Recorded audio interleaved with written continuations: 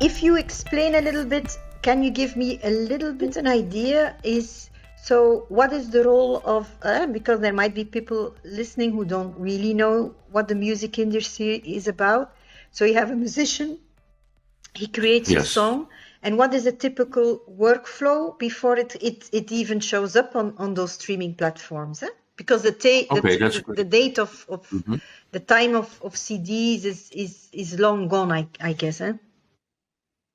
Yeah, unlike these hobbyists like me who still like to buy vinyl, Yeah. but that's more like a dinosaur thing, right? Yeah. We're going through vinyl with fingers. Lovely.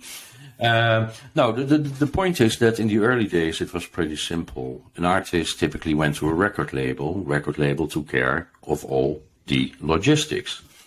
As you see over the last couple of years, more and more artists are somewhat done with this industry. Yeah, there's a lot of cheating. The music industry is a industry with a lot of barriers, and that's not good for talent. Yeah, talent doesn't get a chance to expose themselves. So years ago, you saw more and more bands, and that also includes bands like Coldplay, Muse, Kings of Leon. There's plenty of examples who were considered to be do-it-yourself artists or bands.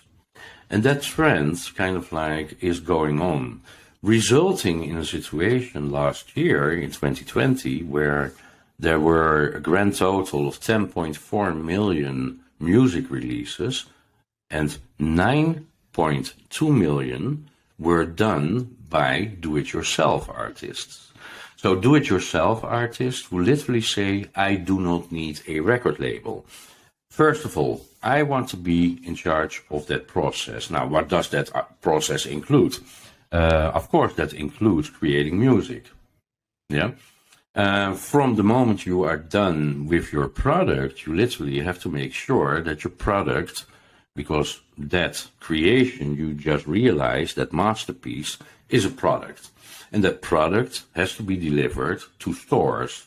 And stores are Spotify, Apple Music, Deezer, Tidal, you name them.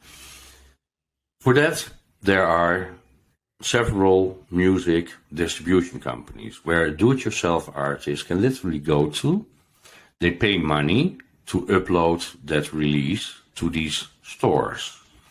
In return for that service, the artist has to pay money and with a lot of these platforms have to leave some of their royalties.